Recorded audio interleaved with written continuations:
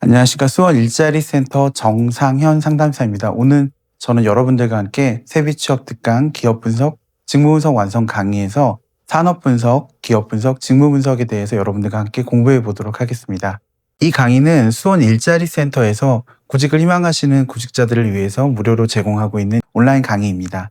이 강의를 들으신 분들은 이력서 자기소개서 완성까지 꼭 들어보시기를 부탁드리고요. 그리고 그 이후에는 세비 취업 지원 포트폴리오 완성 강의, 또 중장년 스마트 재취업 플러스 AI, 청년층 커리어 플러스 컨설팅 플러스 AI 등에서 취업 지원을 받으실 수가 있습니다.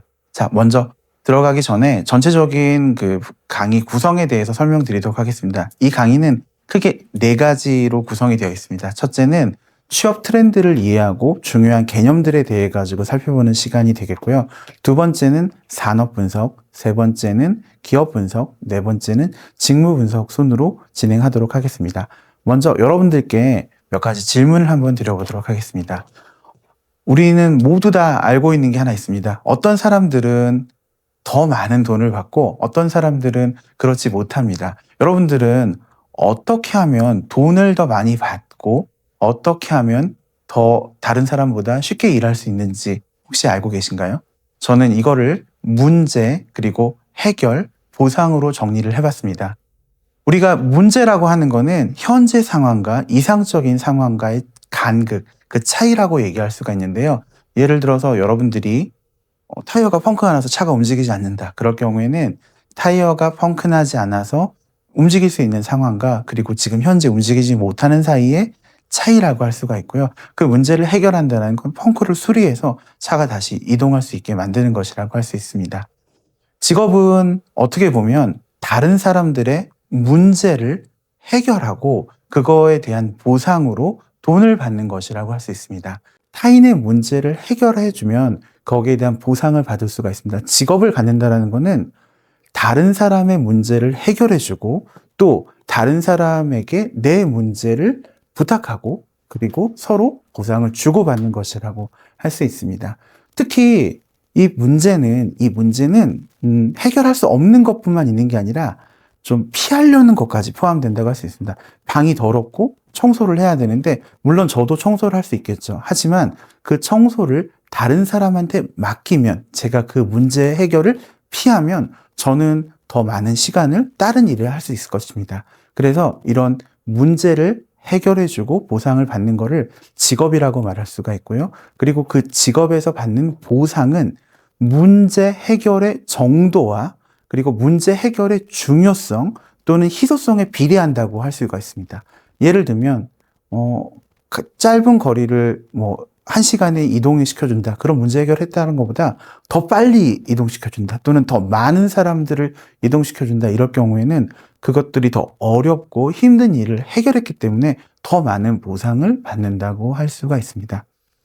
여러분들은 이 보상을 생각하기 전에 어떻게 문제를 해결했는지 그 해결된 문제의 크기를 생각해 보시면 왜 어떤 사람들은 다른 사람들에 비해서 돈을 더 많이 벌 수 있는지를 아실 수가 있습니다. 두 번째로 여러분들에게 꼭 그 사전에 알고 지나가고 싶은 것, 배우고 싶은 거는 뭐가 있냐면 취업은 누가 결정하고 그 취업을 결정하는 이유는 뭔지에 대한 겁니다.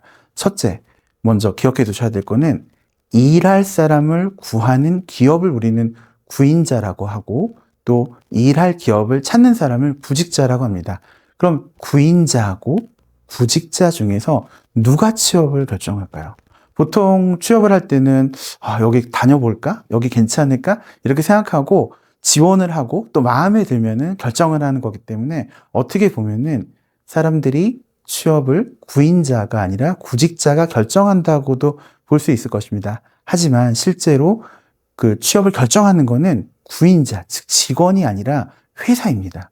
즉 회사가 결정하기 때문에 여러분들이 어떤 곳에 취업을 할 때는 그 회사의 기준에 맞춰서 회사의 입장에서 취업을 결정하는 기준에 맞춰줘야 되는 것이고요.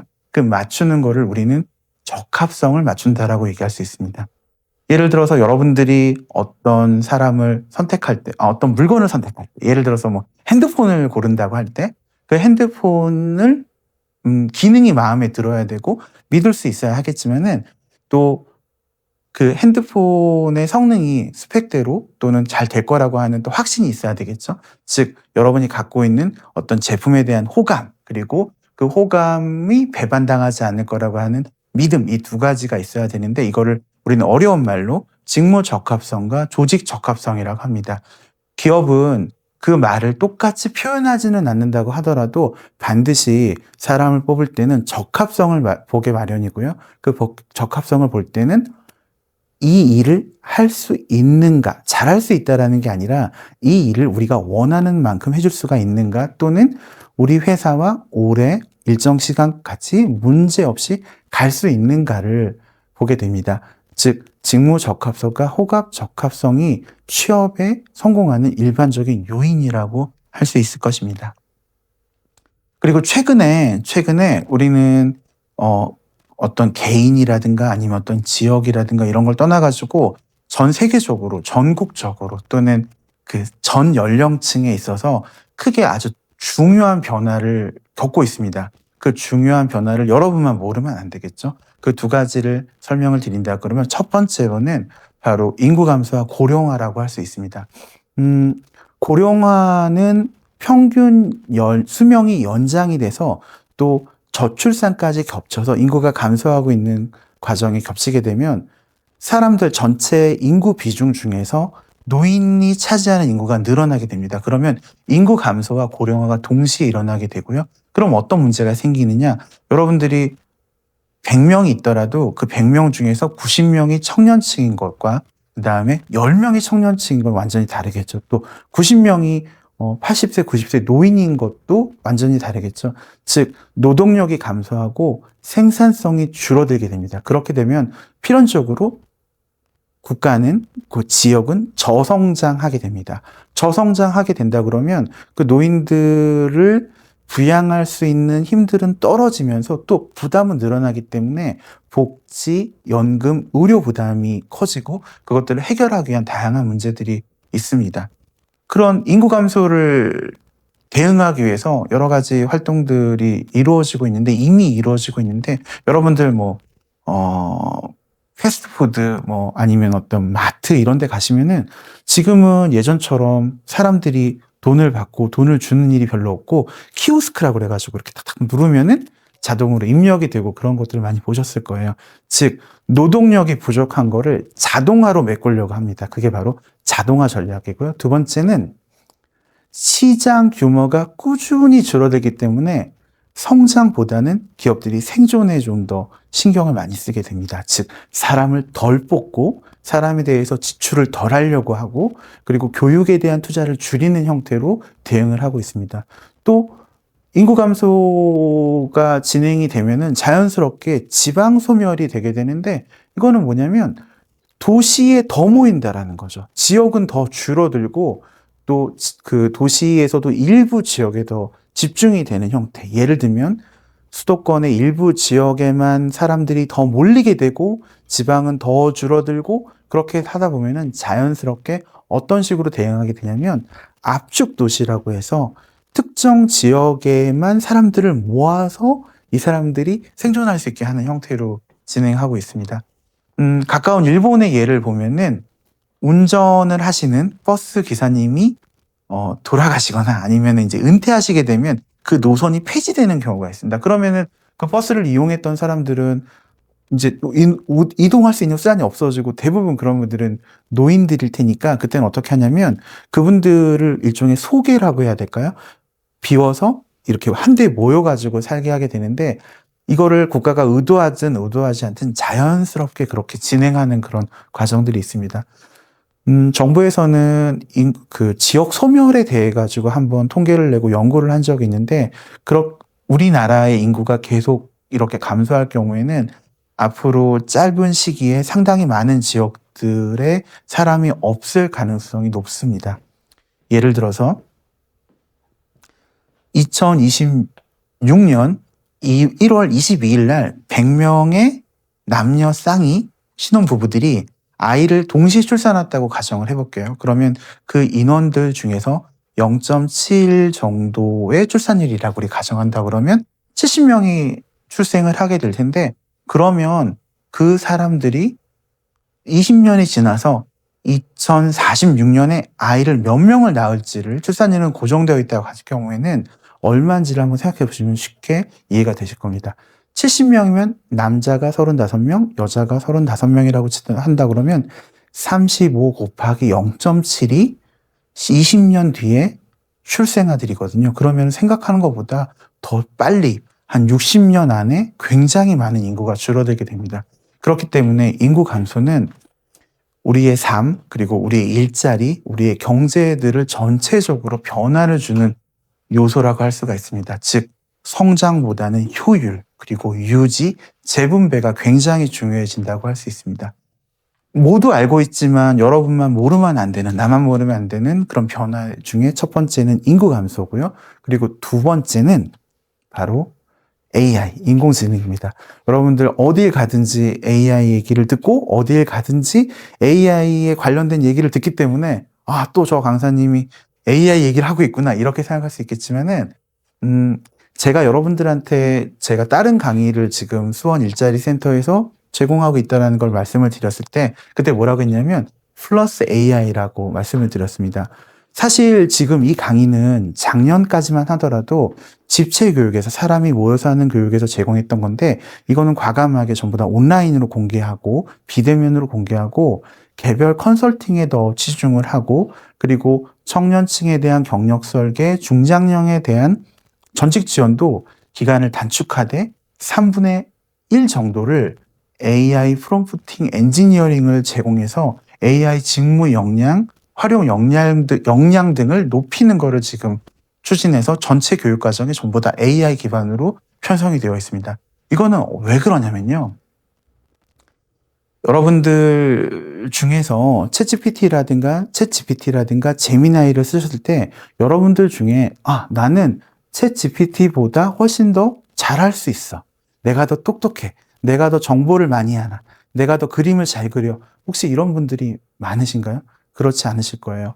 인간의 학습, 판단, 문제 해결이라고 하는 그런 고유 과정들을 인공지능은 알고리즘으로 구현하고 있기 때문에 굉장히 반복적이고 대량 작업을 사람은 쉬고 또 충전하고 학습하고 해야 된다 그러면 인공지능 그냥 해버리거든요. 그래서 노동, 산업 또는 전체적인 우리 경영의 의사결정 여기 전반에 AI가 영향을 주고 있습니다. 그래서 어떤 결과가 생겼느냐?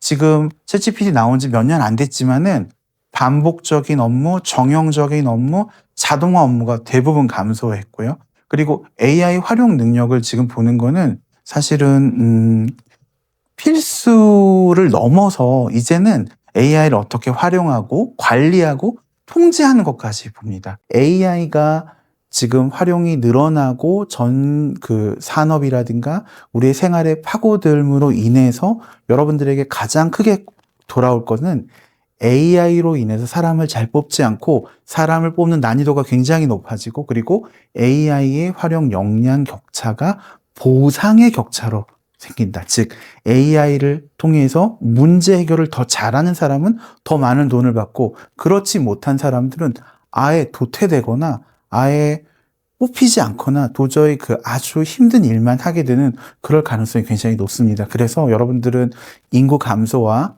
AI 이 두 가지는 절대로 잊지 마시고 꼭 이해를 하셔야 되고 이 두 가지를 제가 강조하는 이유는 이게 산업 분석에 기업 분석에 직무 분석에 영향을 주기 때문입니다. 자, AI에 대해서는 이렇게 한번 알아봤고요. 그리고 제가 2021년부터 청년층 그리고 중장년층을 대상으로 취업 지원 컨설팅들을 주로 하고 있는데요. 24년만 하더라도 취업 트렌드를 얘기할 때 저는 AI가 좀 확대되고 있다. 그리고 조직에 적응하는 것들이 되게 중요시 되고 있다라고 얘기를 했는데요. 지금 26년은 사실은 조금 그런 트렌드보다 취업 트렌드가 굉장히 빠르게 변화하고 있습니다. 그거를 가속시킨 건 아무래도 인구 감소와 그리고 또 AI라고 생각되는데 저도 지금 여러분들 눈치채신 분도 있겠지만은 제가 지금 화면에 띄우고 있는 이 장표가 딱 2칸, 그 다음에 2개의 파란색 제목과 4개의 항목으로 되어 있습니다. 뭐하고 좀 비슷하지 않으세요? 여러분들이 챗GPT한테 뭐가 물어봤을 때 챗GPT가 이렇게 얘기해 주는 것처럼 말 그대로 질문에 대해 답하듯이 이렇게 정리를 해놨는데요. 제가 이렇게 하게 된 이유는 저하고 같이 일했던 예전 직원이 저하고 무슨 얘기를 하다가 팀장님, 챗GPT처럼 얘기해 주세요라고 얘기를 했거든요. 지금은 굉장히 일반화된 걸 넘어가지고 거기로 지금 재편이 되어 있기 때문에 취업 트렌드조차도 그거에 맞춰가지고 굉장한 많은 변화가 있었습니다. 특히 2026년은 더 심할 거라고 생각이 드는데 그 이유는 2025년을 기점으로 AI 툴들의 능력들이 이제는 써도 되겠다. 보안 문제가 아니라 이제는 이게 너무 좋은데 요 정도까지 올라가기 때문에 그것들로 인해 가지고 크게 변한 것들이 있습니다. 첫째는 채용이 되게 어려워졌어요. 왜냐하면 사람을 안 뽑아도 된다 이거죠. AI로 한 사람이 아니라 여러 명을 이용할 수가 있는데 굳이 사람을 뽑아야 되는가? 그리고 AI를 통해 가지고 일을 하는 게 신입보다 경력자가 훨씬 더 일을 잘하거든요. 그러면 경력자 1명 뽑아가지고 그 사람이 AI 돌리면은 2, 30명 일을 하는데 굳이 신입을 뽑아서 가르치고 교육하고 그것들에 대한 부담이 너무 커진 거죠. 그래서 전체적으로 보면 구인 관점에서 사람을 뽑는 입장에서 취업 트렌드 변화는 역량 중심의 채용이 확대되고 또 직무 단위로 채용이 강화되고 있습니다. 즉 범용 인재를 뽑아서 공채를 해가지고 사람을 키우고 이러는 게 아니라 바로 지금 들어오자마자 문제 확인하고 문제 해결하고 성과 낼 수 있는 사람, 이런 사람들을 원하고 있습니다. 그리고 또 하나는 사실은 2023년 4년만 하더라도 구직자의 한 90% 정도는 챗GPT를 써가지고 서류를 낸 것 같아요.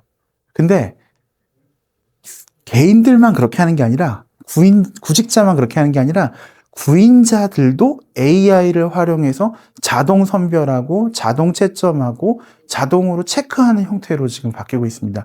그래서 자동 평가 선별이 강화되고 있기 때문에 서류 접수, 과제, 면접 전체 그 과정에서 AI를 활용하고 있습니다.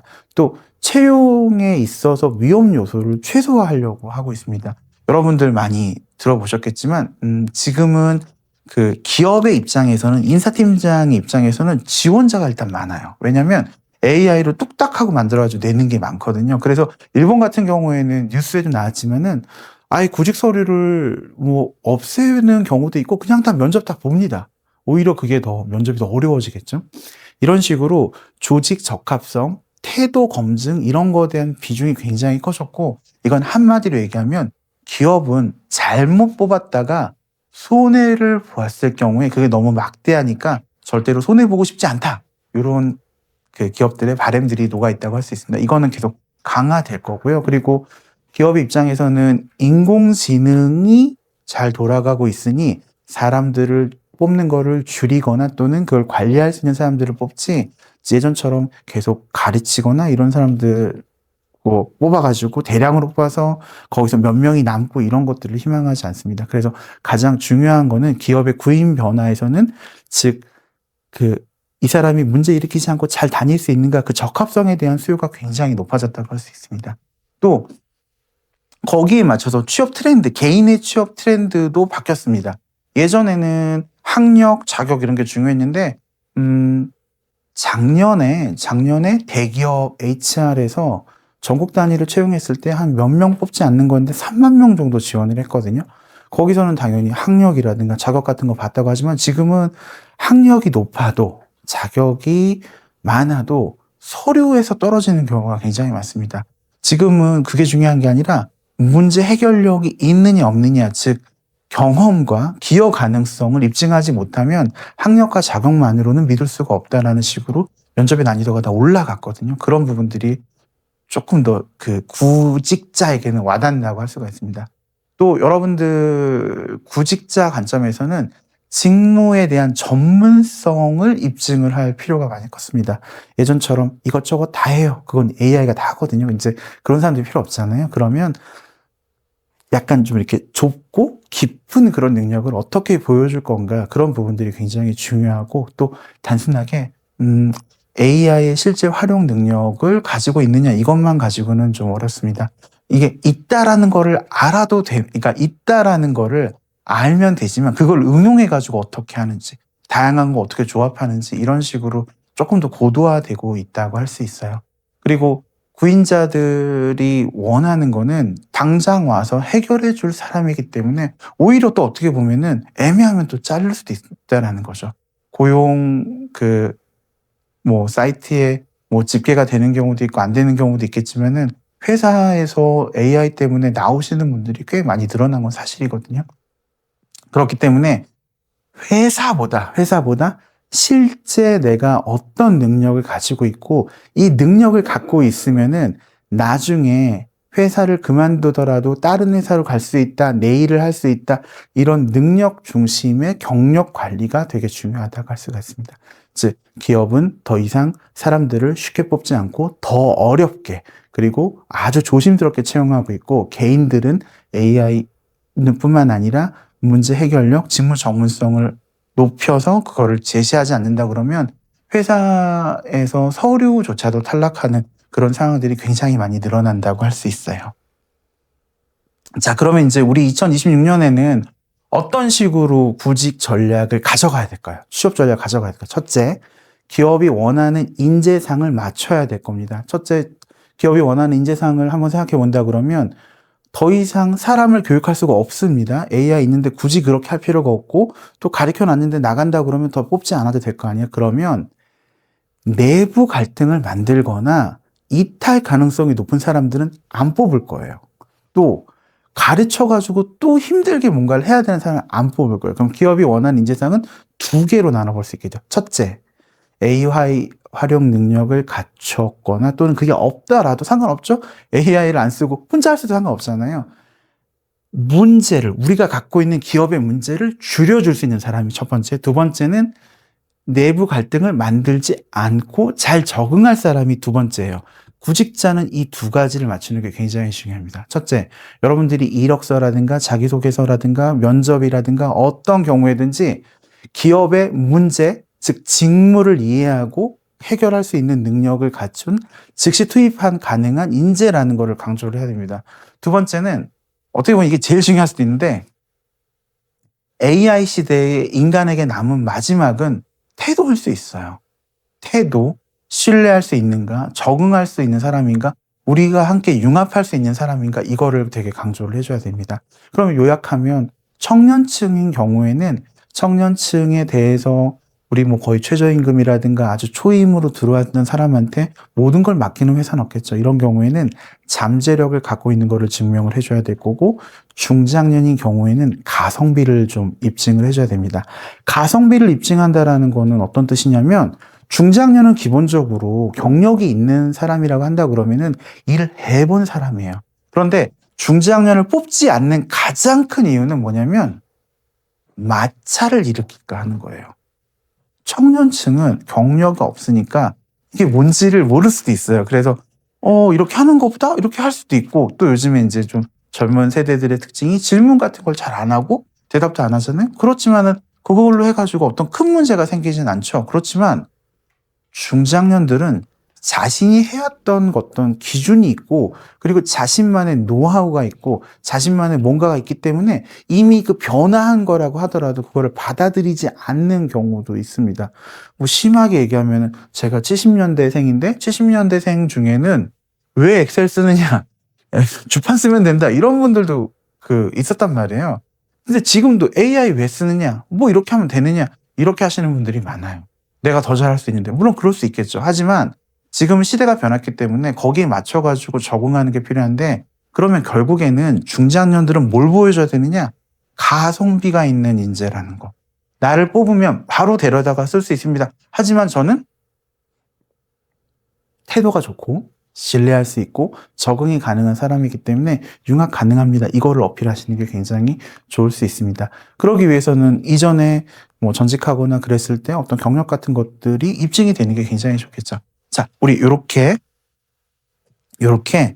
기본적인 개념들 문제가 뭔지, 직업이 뭔지, 그 다음에 성공적인 취업 전략이 뭔지 이런 것들을 한번 검토를 했고요. 이제 우리 본격적으로 산업 분석, 기업 분석, 직무 분석으로 들어가도록 하겠습니다.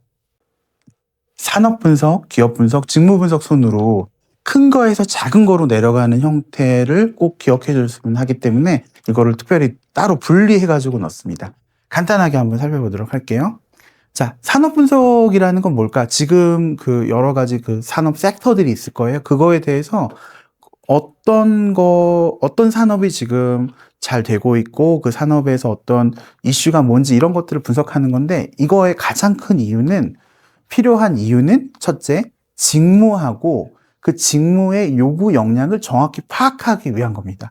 예를 들어서 산업 이슈라든가 또는 그 산업 내에서 경쟁 또는 다른 산업과의 경쟁 이거는 자기소개서나 면접에서 그대로 출제가 된다고 할 수가 있어요.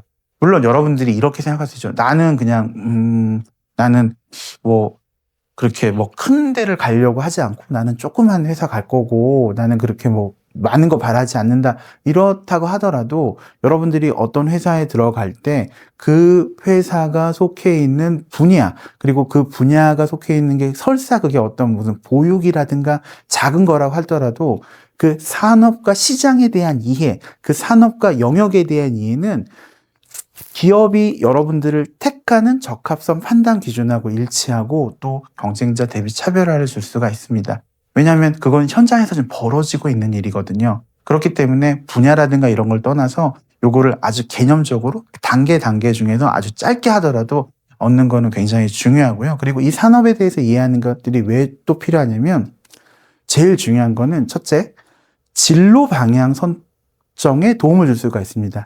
예를 들어서 우리가 어디에 취업하려고 할 때, 뭐 예를 들어서 뭐 여러분들 뭐 약속을 정한다 그러면은, 예를 들면, 무슨 가게라고 얘기할 경우에는 그 앞에 있는 것들을 뭐 팔달구, 인계동 이런 식으로 알고 있다라는 거잖아요. 그러면 그거를 모르는 상황에서는 예를 들어가지고 정말로 이렇게 짚을 수도 있지 않겠습니까? 그렇기 때문에 여러분들이 앞으로 성장하고 수요가 좋고 좋은 일자리로 가기 위해서는 반드시 취업 경쟁과 직무 조건을 예측해서 그 산업에 대한 이해를 통해 가지고 개인의 구직 전략을 수립하는 것이 굉장히 중요하다고 할 수가 있습니다.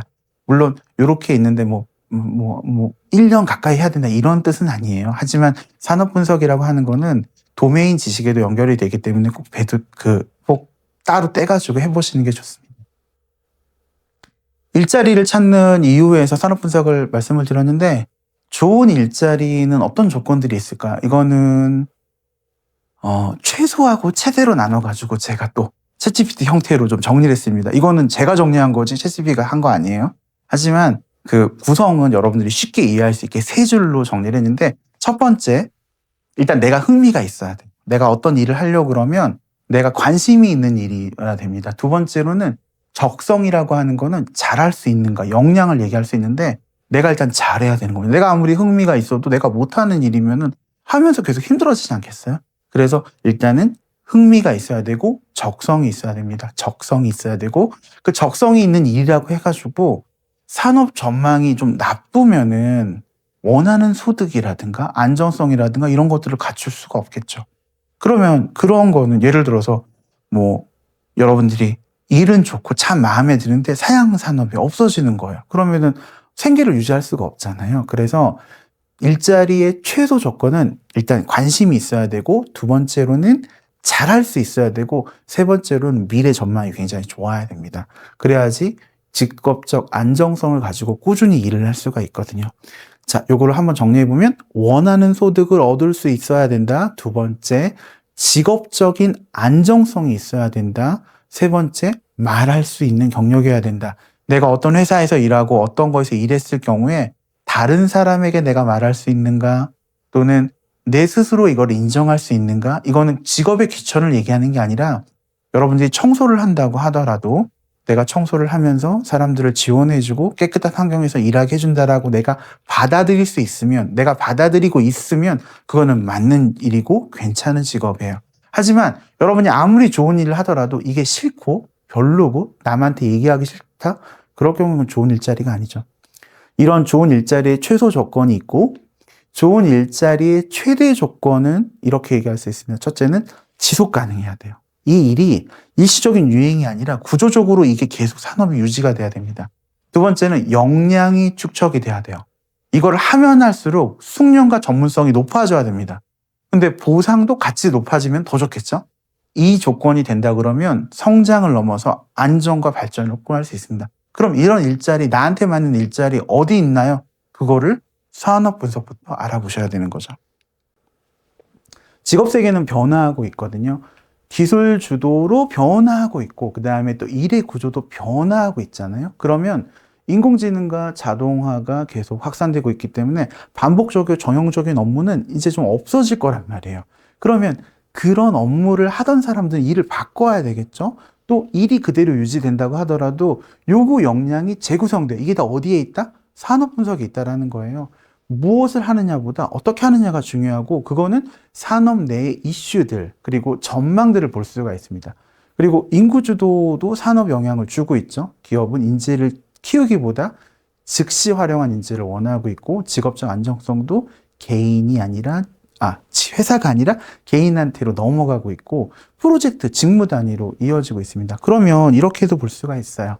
여러분들이 어떤 일을 할 때 예전 같으면은 회사에서 오래 다니면서 연차가 올라가고 이렇게 하겠지만 아시잖아요. 지금 25년, 6년 들어와서 대기업에서 대규모로 사람들을 내보내고 있죠. 직업적 안정성이 회사가 아니라 개인의 직무 경쟁력을 높이는 거로 지금 바뀌고 있습니다. 이런 것들을 좀 감안을 하셔야 될 거예요. 자, 전망이 좋은 분야는 이것도 여러분들 힘들게 공부하지 마시게 제가 두 가지로 정리했습니다. 첫째, 디지털 주도 분야는 전망이 높아요. 이 두 가지는 제가 임의로 막 쓴 게 아니라 현재 우리나라에서 전 세계적으로 통계적으로 보이는 것들을 정리를 한 건데 예를 들어서 인공지능으로 대체되는 일자들이 많이 줄고 있어요. 하지만 디지털 분야, 즉 생명공학, AI, 반도체, 정보보안, 디지털 헬스케어 이런 식으로 글로벌 시장하고 연계가 되어 있고 확장성과 보상이 좋은 것들은 지금 늘어나고 있고 정부에서도 이런 디지털 영역에다가는 막대한 자금을 투입해서 인재들 육성하고 있습니다. 여러분들 내일 배움 카드가 있어요. 그 내일 배움 카드로 예를 들어서 교육 훈련을 받는다 그럴 경우는 자부담금도 있지만 KDT라고 해서 K 디지털 트레이닝 같은 거를 배우실 경우에는 교육비가 일단 1,000만 원이 넘는 경우도 있습니다. 하지만 전액 무료. 이런 식으로 지원을 많이 하고 있습니다. 그런데 사람은 항상 그렇지만은 로봇처럼 살 수는 없잖아요. 배워야 되잖아요. 그래서 못 따라오는 사람도 생기고 또 고령자들이나 이런 분들은 자연스럽게 줄어들기 때문에 인구 구조의 변화로 반드시 포용 분야, 사회복지, 돌봄, 요양, 보건, 의료 이런 쪽들은 늘어나고 있거든요. 이런 경우에는 각각의 어떤 조건들은 조금 열악할 수 있다 하더라도 수요 자체는 줄어들지 않아요. 장기적으로 안정성이 높기 때문에 이 두 가지 영역이 굉장히 다르게 다가올 수 있습니다. 즉 IT 전문가도 굉장히 많은 돈을 받지만 예를 들어서 요양과 관련된 일을 하시는 분도 굉장히 많은 돈을 받고 있어요. 그 시간에 대한 그 보상 체계는 좀 다를 수 있지만 그래서 여러분들이 전망이 좋은 분야를 찾으실 때는 디지털 분야 또는 포용 분야 또는 그 두 가지가 만나는 것들을 좀 찾아보시면 괜찮으실 것 같습니다. 자, 일의 방식도 변화되고 있고 그리고 그 일자리 조건도 알아봤습니다. 자, 그럼 이번에는 그런 산업들을 그렇게 찾아본다고 했을 때 기업 분석은 어떻게 할 것인가 같이 한번 보도록 하겠습니다. 자, 요거는 원래 기업 분석은 실제로 이제 그 강의장이라든가 현장에서 이렇게 한번 입력해보고 이렇게 해봐야 되는데 사실 요거만 하는데도 하루가 걸릴 수 있거든요. 그래서 제가 좀 압축해가지고 설명을 드릴 거고 그걸 가지고 여러분들이 조금 더 이렇게 정돈하실 수 있게 도움을 드리도록 하겠습니다. 자, 기업 분석이라고 하는 거는 기업이 어떤 문제를 해결해주고 또 어떤 방법으로 수익을 창출하는지 보는 거기 때문에 이건 단순하게 정보 수집이 아니라 기업이 어떤 의사결정을 하는 그런 과정을 갖고 있는지를 좀 파악하는 거예요. 즉, 여러분만 기업 분석을 하는 게 아니라 채용을 하는 경우에서도 또는 투자하는 경우에서도 협업 이런 걸 하는 경우에서도 대부분 다 기업 분석이 하다못해 증권 투자를 하려고 해도 이 기업이 잘 돈을 벌 수 있을지 없을지 알아야 될 거 아니에요. 그래서 기업 분석은 많은 사람들이 하고 있습니다. 여러분들이 기업 분석을 해야 되는 거는 묻지마 지원을 받고 장기적으로 경력 발전에 도움을 주게 할 수 있습니다. 또 면접이나 실무에서 요구되는 판단 기준을 맞출 수가 있거든요.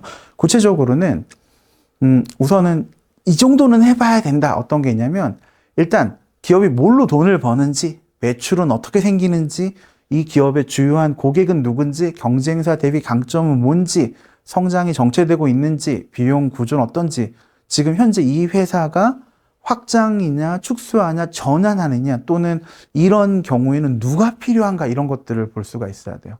사업 모델, 수익 구조, 수요 고객, 시장 이치 이런 것들을 여러분들이 하나하나씩 가져갑니다.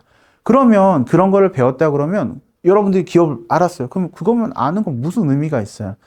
어떤 일을 하고 어떤 결과가 필요한지를 알게 되면 여러분들이 들어가려고 하는 그 직무에서 어떤 역할이 있고 책임이 있는지를 보시는 거고 또 조직 문화가 어떤지 나하고 핏이 맞을지를 예측해 볼 수 있는 거고 입사한 다음에는 어떤 식으로 내가 성장할 수 있는지를 볼 수가 있을 거예요. 그래서 이게 이렇게 위아래가 맞아떨어진다고 할 수가 있습니다. 자, 방법들은 많이 알려져 있죠. 근데 크게 두 가지로 나눠져 있습니다. 첫째는 현직자 인터뷰가 가능할 거예요. 또 커뮤니티를 볼 수도 있고 사용자 관점도 볼 수 있고 경쟁사를 비교할 수 있습니다. 이거는 사실은 사람과 경험으로 확인하는 거라고 할 수 있는데 요걸 하기 전에는 먼저 뭘 해야 되냐면 자료로 확인을 해야 됩니다. 예를 들면 기업 제공 자료를 봐야 돼요. 예를 들면 사업 보고서, IR 자료, 채용 공고, 감사 보고서 이런 것들은 기본으로 봐야 될 거고 산업 자료 중에 산업 리포트, 통계청 자료 또 협회 보고서 또는 논문 같은 거에서도 언급이 되는 경우가 있거든요. 산업에 있고 또 이제 특정 기업들은 또 들어가는 경우도 있습니다. 또 최근에 1, 2년 정도의 기사로 이슈가 어떤지 그리고 또 변화가 어떻게 됐는지 이런 것들을 볼 수가 있을 거예요. 예를 들어서 어떤 기업에서는 갑자기 대규모 채용을 한다. 그러면 지금 성장세라는 걸 알 수가 있잖아요. 채용 정보를 보는 것도 굉장히 중요하고 직무 기술에 반복적으로 되고 있다 그러면 그 일은 아주 여기서는 확립이 되어 있구나 이렇게 볼 수가 있을 겁니다.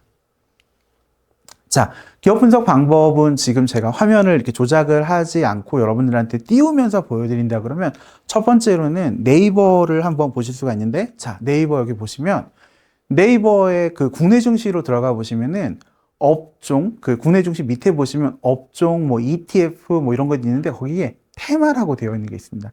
테마에서는 각각의 어떤 산업을 섹터별로 이렇게 좀 모아가지고 테마에 맞춰가지고 구성을 해놨기 때문에 여러분들이 만약에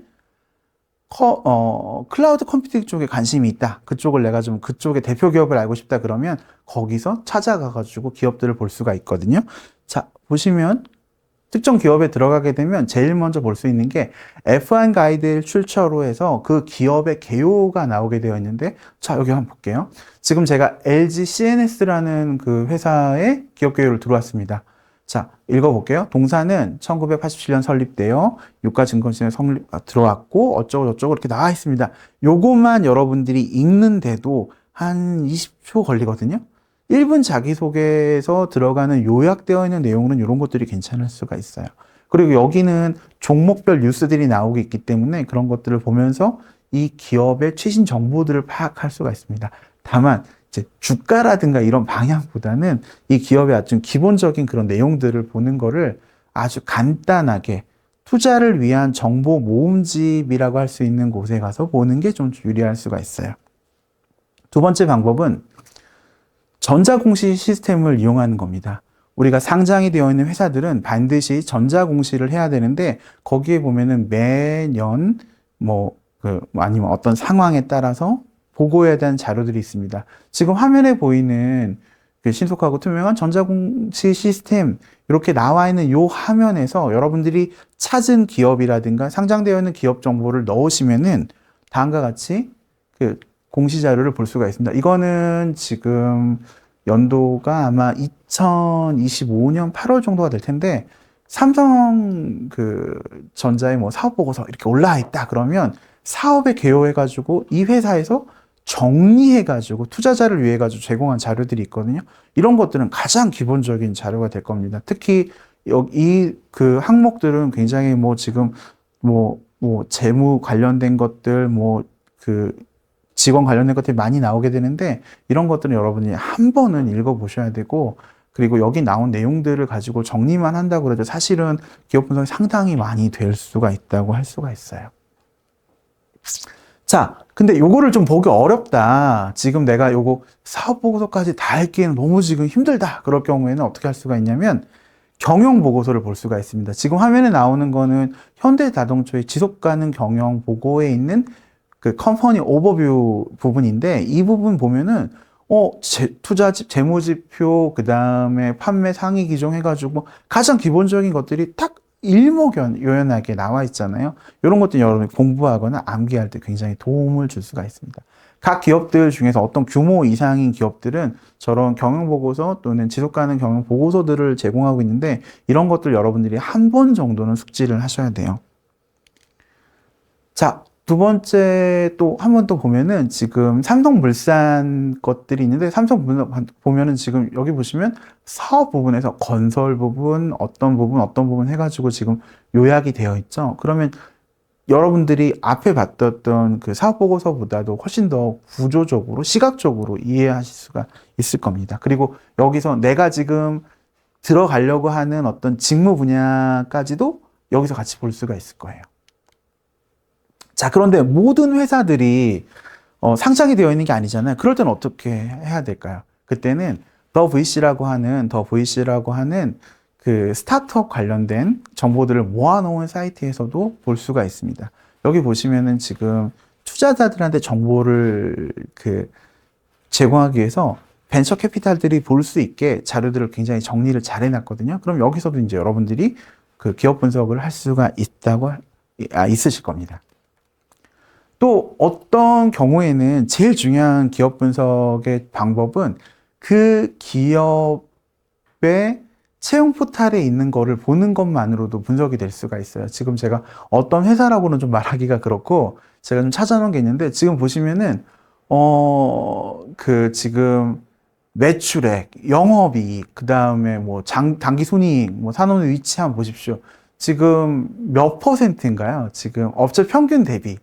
이런 식으로 나오는 자료들을 본다 그러면 당연히 이 기업은 지금 성장 중에 있다고 할 수가 있겠죠. 이런 자료들도 파야 되고, 그리고 이렇게 보면서 다른 기업들도 찾아볼 거 아니겠습니까? 그러면 여러분들이 구직 활동을 하고 있는 거죠.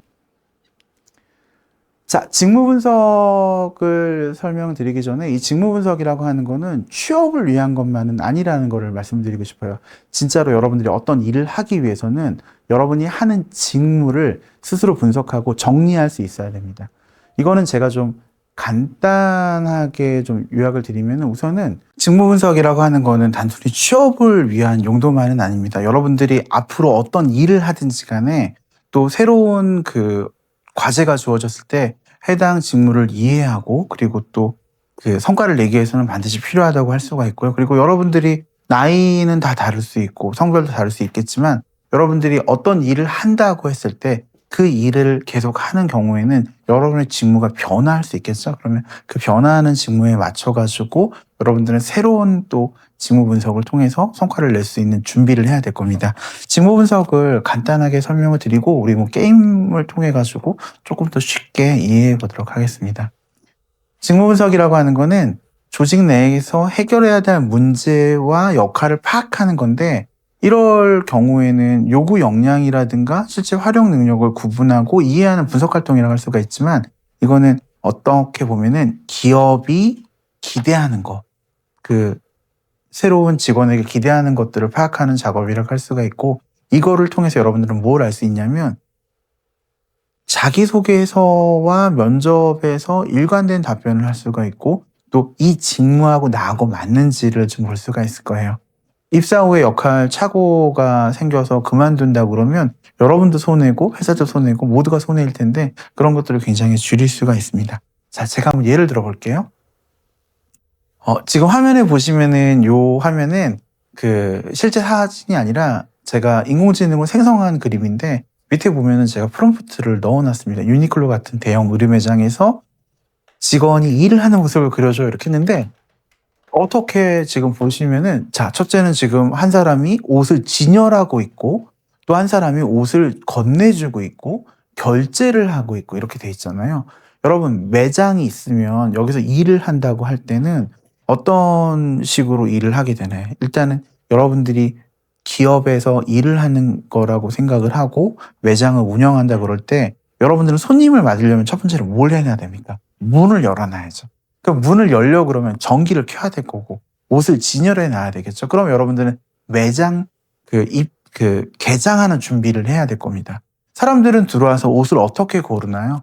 일단 맞는 옷이 있나? 아니면 내가 그냥 왔는데 한번 구경할까? 이런 식으로 보게 될 텐데 그러면 옷을 헝클어뜨리겠죠. 그럼 계속 진열을 해놔야 될 거고 그리고 그 옷을 결정해서 구매를 한다고 했을 때는 여러분들은 그 구매를 포장해가지고 구매하신 분한테 물건을 줘야 되고 또 뭘 해놔야 됩니까? 바로 재고를 발주를 해놔야 되겠죠.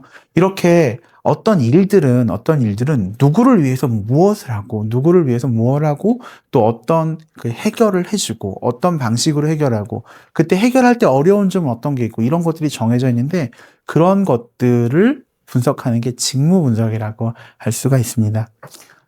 두 가지 예를 들어보면 첫째, 마케팅 직무 같은 경우에는 직무의 목적은 제품 서비스의 인지도를 높이고 그리고 실제 그걸 매출로 연결하는 것이라고 할 수가 있는데 광고 효율이 저하된다거나 또는 아무리 홍보를 해봤자 뭐 신규 고객이 들어오지 않는다 이러면은 그것들이 이 그 직무의 목적을 달성하는 데 문제가 되겠죠.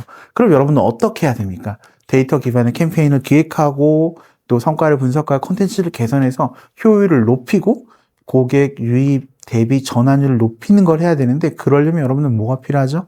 데이터 기반의 캠페인을 기획하기 위해서는 데이터를 해석하는 능력이 필요하고 고객 관점의 사고, 협업, 커뮤니케이션, 기타 등등 여러 가지가 필요할 거예요. 이거는 정말 아주 요약을 해놓은 거기 때문에 이게 직무 분석은 아니지만 예시를 들어드린 거예요.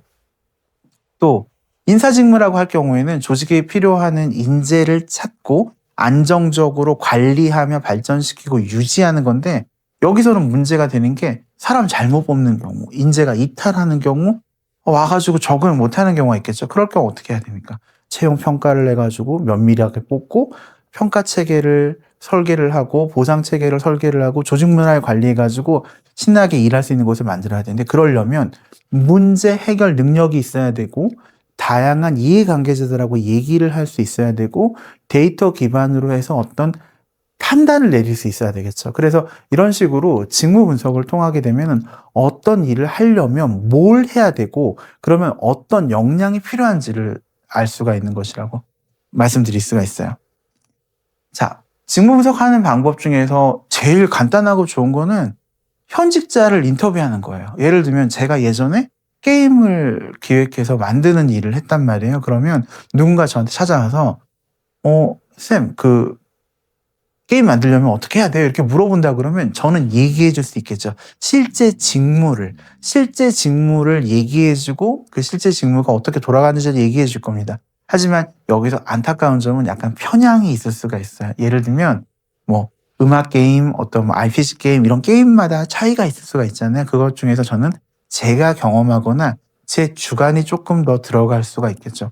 이런 현직자 인터뷰를 통해서 직무를 파악한다고 한다 그러면은 반복적으로 좀 알아보면서 거기에도 공통 요소를 찾는 것들이 되게 중요할 겁니다. 자, 그런데 현직자 인터뷰를 기업에서도 제공하고 있어요. 지금 제가 SK 하이닉스에서 올린 그 반도체 생산 컨트롤 타워라고 하는 제목의 영상을 보여드렸는데 여기서는 지금 찾아가서 실제로 직무 체험을 듣고 있잖아요. 이런 형태로 기업에서도 자신들의 직무를 알리고 적합 인재가 찾아올 수 있도록 다양한 정보를 제공하고 있습니다. 여러분들이 의혹이 있다 그러면은 이런 커뮤니티라든가 또는 어떤 공식적인 절차 이런 걸 통해 가지고 현직자 인터뷰를 받는 거는 굉장히 좋은 방법이에요. 하지만 좀 문제가 있는 게 안전의 문제가 좀 있을 수가 있고 왜냐면은 이제 어디나 사람이 모이면 나쁜 사람 있잖아요. 그런 게 있을 수가 있고 또 하나는 편향에 대한 문제가 있을 수 있죠. 편향이라고 한다면은 이게 좀 이거에 대해 가지고 좀 고정적인 생각을 갖고 있는 그런 분들이 있을 수가 있어요. 이런 게 좀 어려움이라고 할 수 있습니다.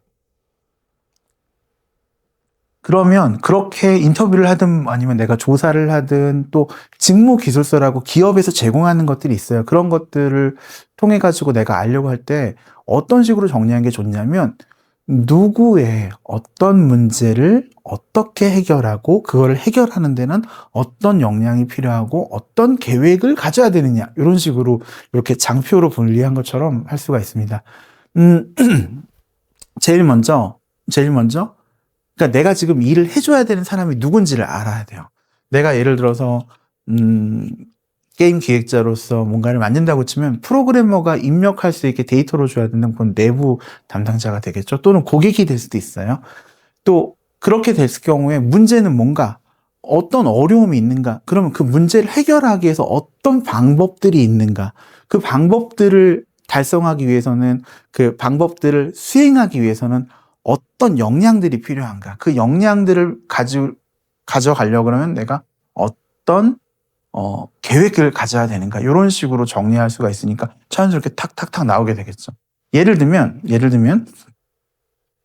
연말정산을 한다고 가정을 해볼게요. 연말정산을 할 경우에는 자료들이 취합이 늦게 되고 또 신고를 해야 되는 게 또 어렵고 뭐 이런 게 있습니다. 회사 직원들이 연말정산 하려고 그러면 어떻게 해야 될까요? 예를 들어서 이거를 서류를 받아가지고 정리하고 그거를 세무서에 보내고 그런 것들이 필요하겠죠. 그럼 어떻게 해야 돼요? 여러분들이 의사소통을 하고 자료를 정리해서 장표를 전달하고 그 다음에 늦지 않게 보내고 이런 것들이 필요하겠죠. 그럼 여러분들 뭘 배워야 될까요? 워드, 엑셀 이런 것들을 배우고 또 협업을 하는 여러 가지 툴들을 배우는 게 도움이 될 수가 있습니다. 이렇게 누구, 문제, 해결, 역량, 계획 이런 식으로 정리를 하다 보면 깔끔하게 내용들을 정리할 수가 있을 겁니다. 실제로 한번 사례를 들어보면 정보보안 엔지니어 이것도 사실은 제가 사진을 합성을 한 겁니다. 자, 누구를 위해서 일합니까? 내부 사용자, 외부 고객을 위해서 일을 하고 어떤 문제가 있죠? 그분들이 원하는 게 뭐죠? 자, 해킹을 막고 내부 정보를 유출하는 거를 막고 그다음에 권한 오남용이라든가 보안 사고의 손실 같은 거를 방지하는 일을 원하는 거잖아요. 그럼 어떻게 해야 됩니까? 보안 정책을 수립하고 또 취약점을 점검하고 또 대응 체계를 운영해서 그거를 안전하게 관리를 할 수 있어야 돼. 그럼 어떤 역량이 필요하죠? 일단 정보 보안에서 네트워크에 대한 이해가 당연히 필요할 거고 클라우드에 대한 이해도 필요할 거고 위협을 분석하는 것도 필요할 거고 데이터를 정제하는 것도 필요할 거고 보안 도구를 활용하는 것도 필요할 거고 각종 어떤 정책에 대한 이해가 있어야 될 거고 그리고 또 내가 책임감을 가지고 뭔가를 하려는 태도가 있어야 되겠죠. 이런 역량들을 키우기 위해서는 여러분들이 전공을 택하거나 학원을 다닌다거나 자격증을 따거나 이런 것도 있을 거지만 회사에 들어가서 이 일을 수행할 때는 어떻게?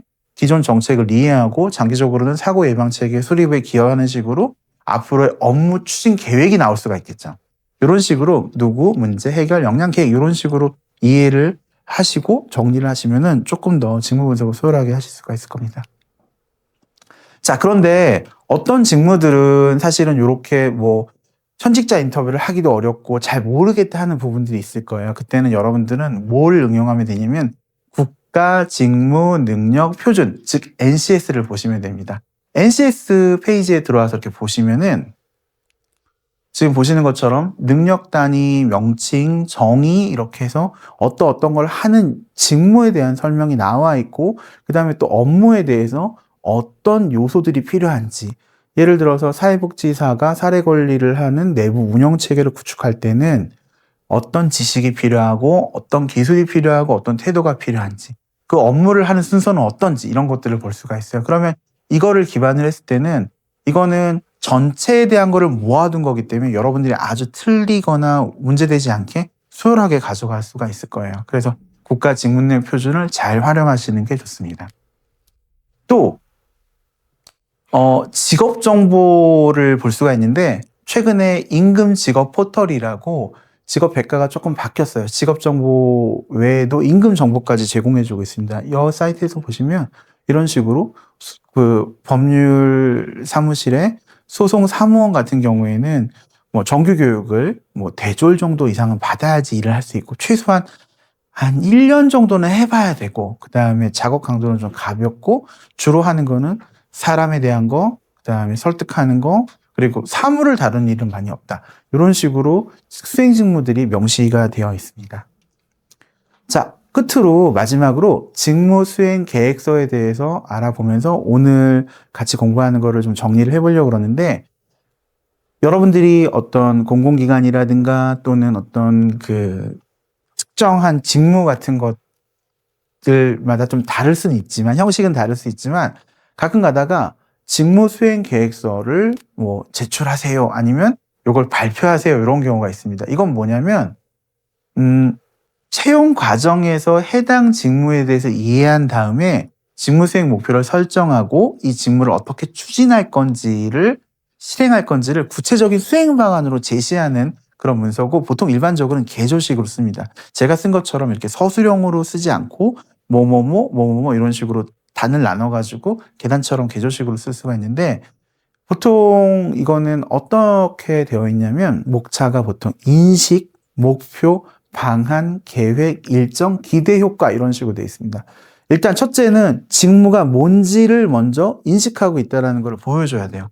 내가 이 회사에서 수행할 직무가 뭔지, 그 다음에 그 수행할 직무의 단계적인 목표는 뭔지, 또 문제 해결하려면 어떻게 해야 되는지, 또는 그 항목별로 어떤 식으로 갈 건지, 구체적인 일정은 어떤 건지, 결론은 어떨 건지, 이런 식으로 가야 되는데, 예를 들어서 하우스 어셔, 예를 들어 공연장에서 안전관리하는 사람이 있다고 쳐요. 그러면 그 사람의 직무는 뭘까요?